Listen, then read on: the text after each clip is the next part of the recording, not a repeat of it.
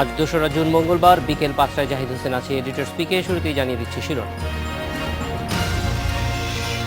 জুলাই থেকেই নতুন পে স্কেলে বেতন পাবে সরকারি চাকুরিরা। বাজেটে বরাদ্দ থাকছে ২১,০০০ কোটি টাকা।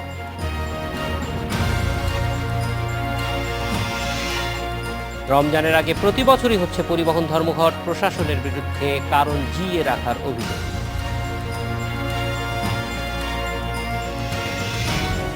নিষিদ্ধ ঘোষণার পরও অনলাইনে তৎপর রয়েছে আনসারুল্লাহ বাংলা টিম। সমন্বয়ক তামিম পাকিস্তান থেকে চালাচ্ছেন।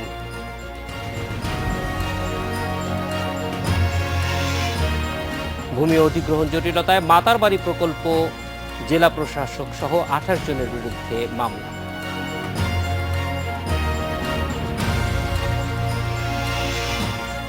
বিশ্বকাপ বাছাইয়ের আগে শেষ প্রস্তুতি ম্যাচে খেলছে মামুনুল এমিলিরা, প্রতিপক্ষ আফগানিস্তান।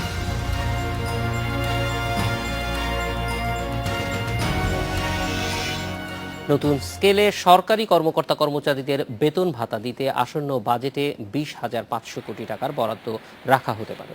জুলাই থেকেই তারা নতুন স্কেলে বেতন পাবেন, তবে এতে মূল্যস্ফীতি বাড়ার কোনো সম্ভাবনা নেই বলে জানিয়েছেন অর্থ প্রতিমন্ত্রী।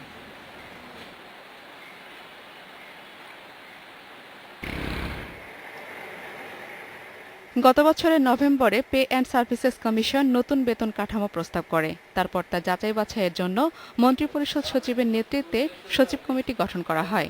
সেই কমিটির সুপারিশে সর্বোচ্চ বেতন ৭৫,০০০ টাকা ও সর্বনিম্ন বেতন ৮,২৫০ টাকা করার কথা বলা হয়েছে। মন্ত্রিপরিষদ ও প্রধানমন্ত্রীর কার্যালয়ের মুখ্য সচিবের বেতন ধরা হয়েছে ৯০,০০০ টাকা, সিনিয়র সচিবের বেতন ধরা হয়েছে ৮৪,০০০ টাকা।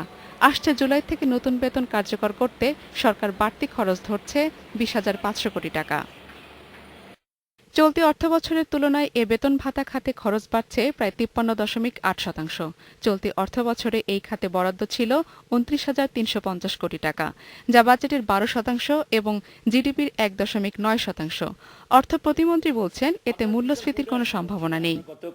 ৬ বছর যাবৎ এর আগের পিরিয়ডও আমরা মোটামুটি স্থিতিশীল ধরে রেখেছি। আমরা মুদ্রাস্ফীতি নামিয়ে এনেছি প্রায় ৬-এর কাছাকাছি। এটাকে আমরা আগামী বছর ৫-এর নিচে নিয়ে যাব বলে আমাদের মানে কৌশল আছে। সুতরাং মুদ্রাস্ফীতি নিয়ে আপনার যে ভয়টা, এইটাকে আমি মনে করি যে এটা সঠিক নয়। আমরা ওই ধরনের ভয়ঙ্কর কোনো মুদ্রাস্ফীতি হবে না। সিলেকশন গ্রেড ও টাইম স্কেল নিয়ে একাধিক মামলা থাকায় তা নতুন বেতন কাঠামোর বাইরে রাখা হয়েছে। এতে বৈষম্য তৈরি হওয়ার সম্ভাবনা রয়েছে বলে মনে করে পর্যালোচনা কমিটি। জিমি আমির, ইন্ডিপেন্ডেন্ট নিউজ, ঢাকা। এ বিষয়ে কথা বলতে আমাদের সঙ্গে যোগ দিচ্ছেন সাবেক তত্ত্বাবধায়ক সরকারের উপদেষ্টা মির্জা আজিজুল ইসলাম। বিস্তারিত জানবো তার কাছে।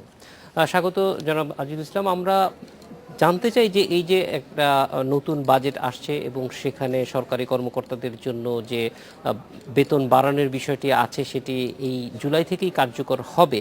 তো আমরা সাধারণভাবে এক ধরনের আশঙ্কায় থাকি যে সরকারি বেতন স্কেলটা বাড়ানো হলে মুদ্রাস্ফীতিতে তার সরাসরি প্রভাব পড়ে। এই ক্ষেত্রে আপনার অভিমত কি?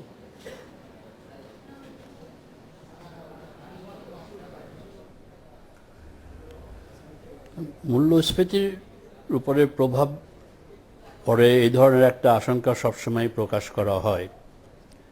অবশ্যই বেতন বাড়ার ফলে দেশের সরকারি কর্মকর্তা যারা আছেন তাদের চাহিদা বাড়বে এবং চাহিদা বাড়লে মূল্যস্ফীতির একটা সম্ভাবনা থাকে। তবে সার্বিক দৃষ্টিকোণ থেকে বিচার করলে আমার কাছে যেটা মনে হয় যে এই যে total consumption expenditure by government officials, সেটা total consumption expenditure in the economy, সেটার খুব একটা বড় অংশ না, কাজেই এটা বড় প্রভাব পড়ার কথা না।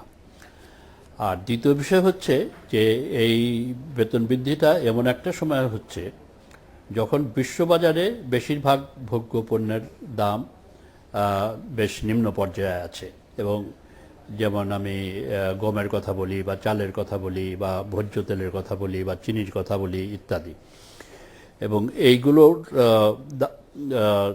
দাম বাড়ার খুব একটা সম্ভাবনা অদূর ভবিষ্যতে নাই। এবং অতীতকে বিশ্লেষণ করলে আমরা দেখতে পাই যে বাংলাদেশের যে মূল্যস্ফীতি, সেটা বহির্বিশ্বের মূল্যস্ফীতির সাথে একটা প্রত্যক্ষ সম্পর্ক আছে।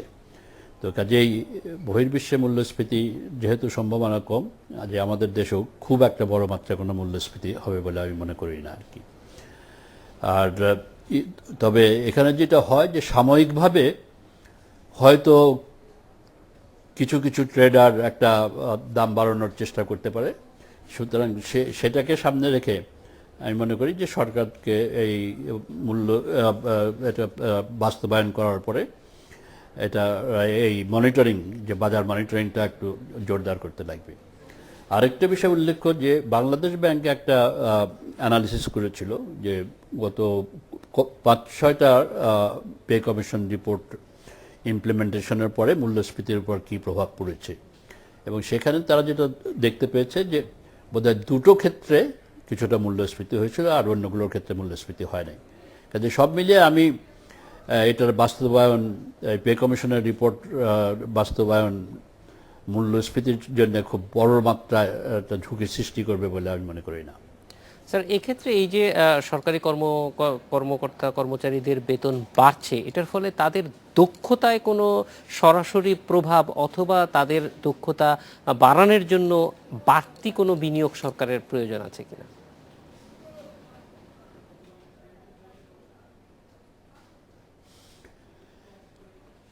বেতন দিয়ে তো আর দক্ষতা বাড়ানো যায় কিনা সে সম্পর্কে আমার মনে যথেষ্ট সন্দেহ আছে।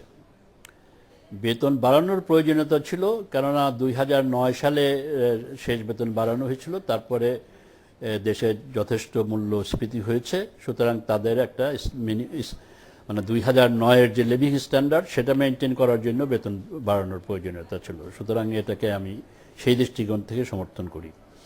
কিন্তু বেতন বাড়ালেই যে দক্ষতা বাড়বে এই যুক্তিটা আমার কাছে খুব একটা নির্ভরযোগ্য যুক্তি বলে মনে হয় না।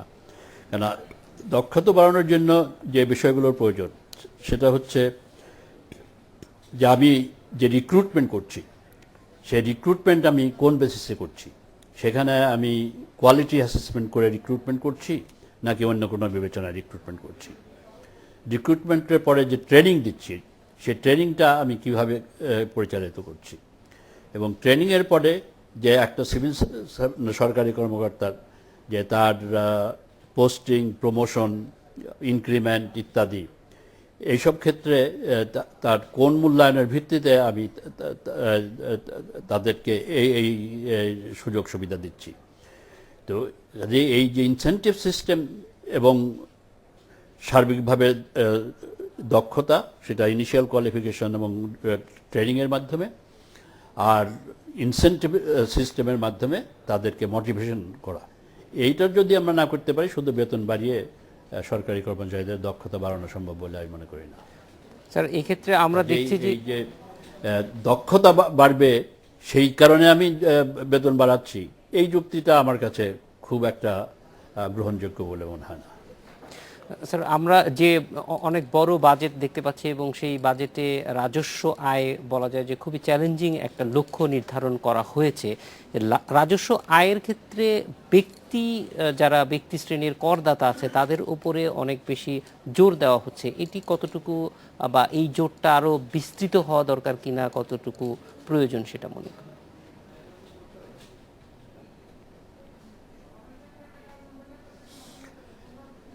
বাজেটের যে রাজস্ব টার্গেট, বিশেষ করে এনবিআর এর কর রাজস্ব টার্গেট যেটা ধরা হচ্ছে, এটা তো বাস্তবায়নযোগ্য বলে আমার কাছে মনে হয় না।